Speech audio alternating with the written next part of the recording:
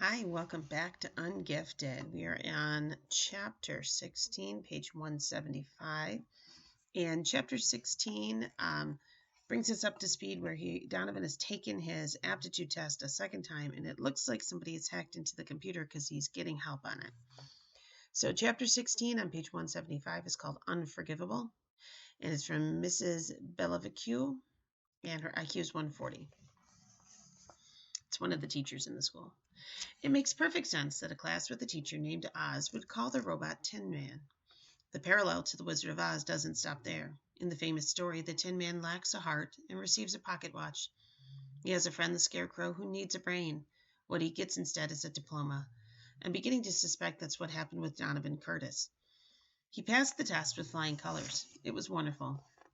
We were all really happy for him, except that it meant exactly as much as the words printed on the Tin Man's parchment. He was still failing my class quite spectacularly. In science, his average was below 50% and below 40 in chemistry and physics portions. He was passing English, but just barely. His C- in social studies was the jewel in his crown, except for robotics. He was running a B average there, but only because he was handy with a joystick, a mark of someone who has taken on a life of solemn worship at the altar of Xbox or PlayStation. Does this sound like Academy material to you? He passed the test, Maria, Brian Del Rio, our principal, reminded me. What more can we ask of him? A decent grade would be nice, I retorted, or some faint trace that might indicate mastery of a subject. We cut Noah Euclidus a lot of slack, Brian challenged her. Why shouldn't Donovan deserve the same consideration? I sighed. You're comparing apples and oranges. Come to think of it, pumpkins and raisins. A more appropriate contrast might be Beetlejuice and the nucleus of a carbon atom. Noah's the kind of mind that comes along once in a teaching career if you're lucky. But the test, the principal insisted. If I buy a dog, but when I open the carrier I find a hamster inside, is it a dog because of what it says on the bill of sale? My powers of observation and reasoning trump words on a piece of paper. I don't know how he passed the test. I only know that he couldn't have. Brian was adamant. He ran this place by the book. Donovan had passed and he was in. Everyone was covered, especially the principal. If there was blame to be assigned somewhere down the line, none of it was going to fall on him. And it had to be in Brian's mind that Donovan had solved the human growth and development problem by providing his pregnant sister as a lab rat. Now there was an oversight that would have resounded with the parents. I couldn't fault him for being grateful for a solution. Parents can get ugly. Parents of the gifted can be positively militant. What I did fault him for was allowing the gratitude to blind him to the truth about Donovan. Perhaps he thought it was harmless to harbor a mediocre student at the academy, but that student was diluting the standards of the gifted program for everyone. Not to mention that Donovan was learning absolutely nothing here. He was entitled to a real education at his own level. My colleagues seemed to be taking their lead from Brian. If the principal wasn't worried, what concern was it of theirs? Of course, they knew that Donovan wasn't exactly acing their classes, but hey, he passed the test. The test, as if they believed the test was an infallible super being that had descended to Earth on a great space ark surrounded by thunderbolts and perfection. Oz was the last bastion of sanity left in the building. He'd known from the beginning that something wasn't right about Donovan. He was the one who asked for the retest. Surely he wasn't complacent enough to put aside his teacher instinct just because of a test score. When I barged into the robotics lab, at first I thought it was deserted because the lights were out, and I couldn't see any people. Then I looked down. There they all were, including Oz, lying flat on the floor with Katie Patterson, their pregnant lab rat. Loud, gasping, wheezing breaths issued from every throat. What is going on here? I exclaimed, shocked, scanning the room for a chemical leak. We're breathing, Oz panted. I can hear that. Why can't you do it standing up with the lights on? It's a new variation on Lamaze, Chloe explained. Noah developed it. It's much better than the original. And would you believe that my colleague made me wait until the end of class before he managed to find time for me? I stood in the hall fuming, listening to the scuba respirator sounds coming from inside the lab. It took a while to resuscitate Noah, who had passed out from his own breathing technique. They were all red-faced and panting as they filed past me, but they looked vaguely pleased with themselves, as if they were accomplishing something. Maybe they were. Very little was beyond Noah's capabilities when he wasn't mounting a concerted effort to flunk. I noted that they were grateful to their lab rat, but most of the gratitude was heaped on Donovan himself. And it wasn't only gratitude, it was genuine affection.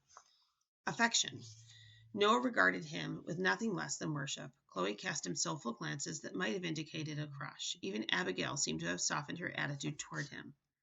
Oz was practically glowing with triumph, mopping at his face with a paper towel. I have to admit I had my doubts about this project, he said after the students had moved on, but we've taken a course that was 90% giggling at the names of body parts and made it meaningful and beautiful and rooted in the real world. I'm going to write an article for American Teacher.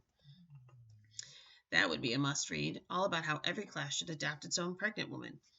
We need to talk about Donovan. He nodded. Where would we be without him? I'm not talking about Baby 101, Oz. I'm talking about Donovan as an academy student.